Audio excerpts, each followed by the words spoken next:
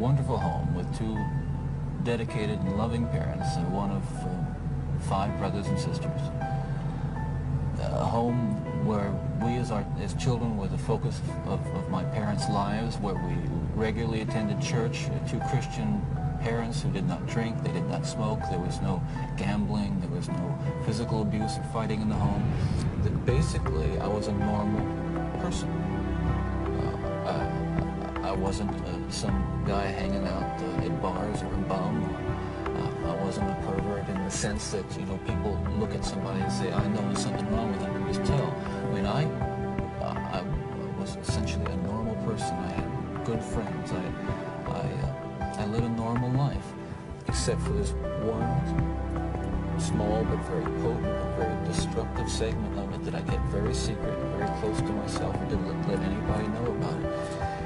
And part of the shock and horror for my dear friends and family years ago when I was first arrested was that there was no clue. They looked at me and they looked at the all-American boy. And it happened in stages, gradually. It doesn't necessarily, not to me at least, happen overnight.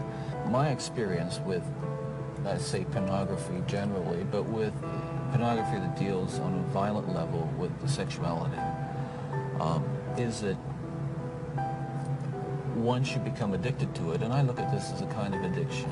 Like an addiction, you keep craving something which is harder, something which gives you a greater sense of excitement. Until you reach the point where the pornography only goes so far. You reach that jumping off point where you begin to wonder if maybe actually doing it will give you that which is beyond just reading about it or looking at it. Listen, I'm no social scientist, and I haven't done a survey. I mean, I don't pretend that I know what John Q. Citizen thinks about this. But I've lived in prison for a long time now. And I've met a lot of men who were motivated to commit violence just like me. And without exception, every one of them was deeply involved in pornography, without question, without exception, deeply influenced and consumed by an addiction to pornography.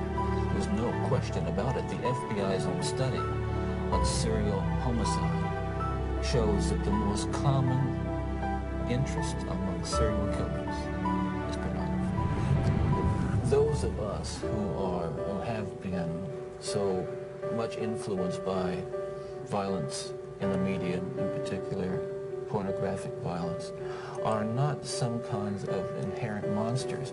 We are your sons and we are your husbands. And we grew up in regular families. And pornography can reach out and snatch a kid out of any house today. He snatched me out of my home. They snatched me out of my home 20, 30 years ago. And as diligent as my parents were, and they were diligent in protecting their children, and as good a Christian home as we had a wonderful Christian home, there is no protection against the kinds of influences that are loose in the society that tolerate